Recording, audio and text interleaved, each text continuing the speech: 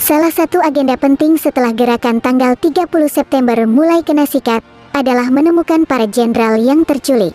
Beberapa pasukan pun diperintahkan Soeharto melakukan penyisiran ke lubang buaya.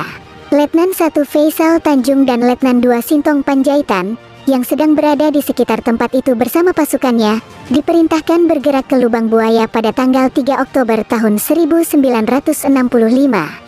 Sebelumnya, Resimen Para Komando Angkatan Darat atau RPKAD mendapat kabar, disitulah posisi para jenderal yang terculik. Informasi ini berdasarkan pengakuan agen polisi 2 Sukitman yang ikut terculik tapi kemudian kabur.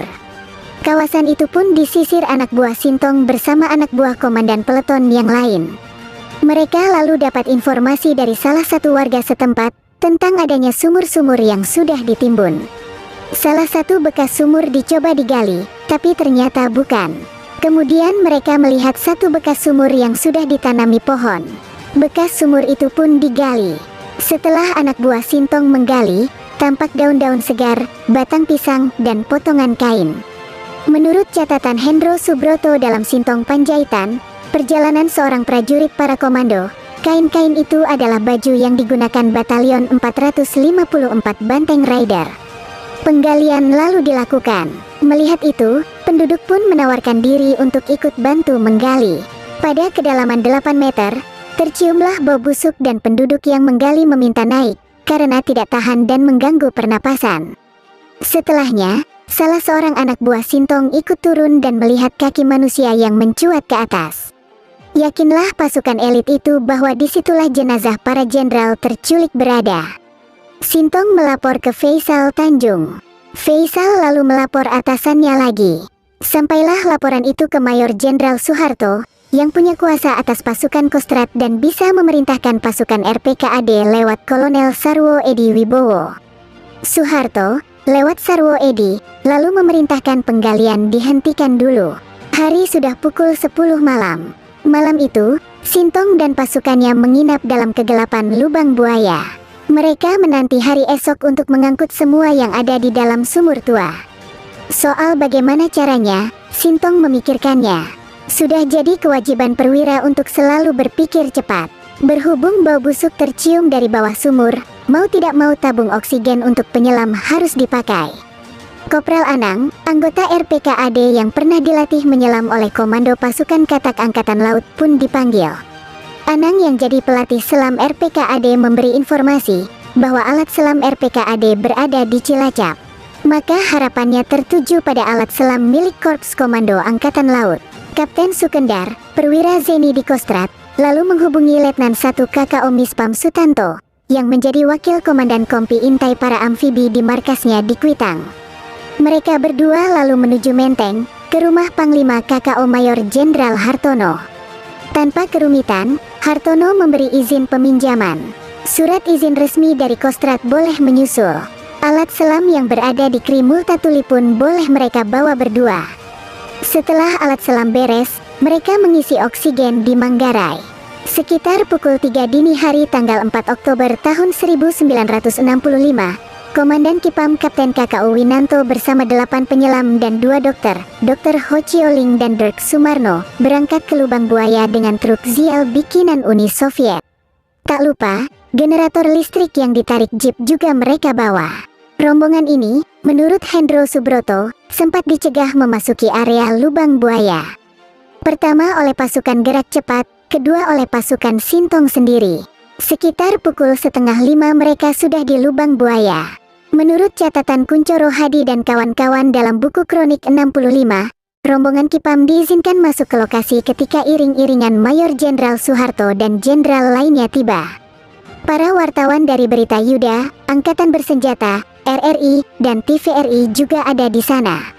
Saya sendiri menyaksikan pengangkatan jenazah-jenazah itu yang terdapat di dalam sumur yang sudah mati, ditimbuni dengan sampah, daun singkong dan tanah secara berselang-seling.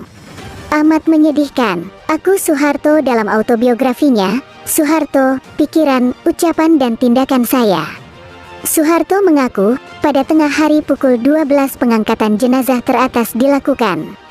Kopral Anang masuk lebih dulu pada pukul 12.05 dengan masker oksigen. Satu jenazah berhasil diikat. Setelah ditarik, ternyata Letnan 1 Pierre Tendean, Ajudan Jenderal Abdul Haris Nasution. Pukul 12.15, Sersan Mayor KKO Saparimin turun masuk.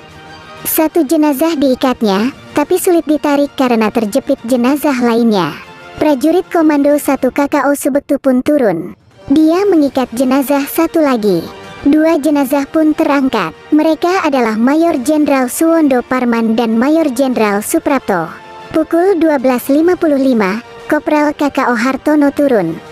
Dia mengikat secara terpisah dua jenazah. Setelah ditarik, ternyata dua jenazah itu adalah Mayor Jenderal MT Haryono dan Brigadir Jenderal Sutoyo Siswo Miharjo. Pukul 13.30, Sersan Mayor Suparimin turun lagi. Jenazah diikatnya. Setelah ditarik, ternyata Letnan Jenderal Ahmad Yani.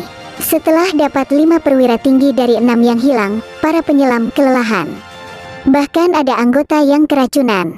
Kapten Winanto pun turun tangan. Tak hanya dengan alat selam, tapi juga alat penerang dengan tenaga dari generator. Sampai di dalam, Winanto menemukan satu jenazah lagi. Itulah jenazah Brigadir Jenderal DI Panjaitan. Maka semua jenderal pun terangkat. Mulai sore tanggal 4 Oktober itu, menurut Omar Dhani dalam memoarnya, "Tuhan, pergunakanlah hati, pikiran dan tanganku," pledoi Omar Dhani. TVRI sangatlah sibuk menyiarkan berita tentang penggalian jenazah para jenderal dari Sumur Tua, yang oleh media massa dinamakan Lubang Buaya itu. Kisah pengangkatan jenazah tersebut dibumbui dengan dramatis, dan ditambahi cerita fantastis soal penyiksaan. Inilah yang menciptakan kebencian banyak pihak kepada mereka yang terlibat G30S, terutama kepada para anggota dan simpatisan PKI. Semua jenazah dalam keadaan rusak akibat penganiayaan, kata Soeharto dalam autobiografinya.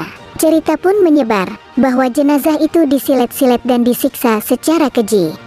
Narasi soal jenazah yang disilet-silet, dicongkel mata, dan dipotong penis adalah versi yang banyak dipercaya di zaman Orde Baru.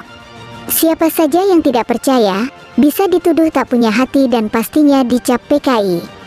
Jenazah-jenazah itu terlebih dahulu dibawa ke Rumah Sakit Pusat Angkatan Darat Gatot Subroto. Di situ, sebuah tim telah ditunjuk untuk melakukan pemeriksaan dan autopsi.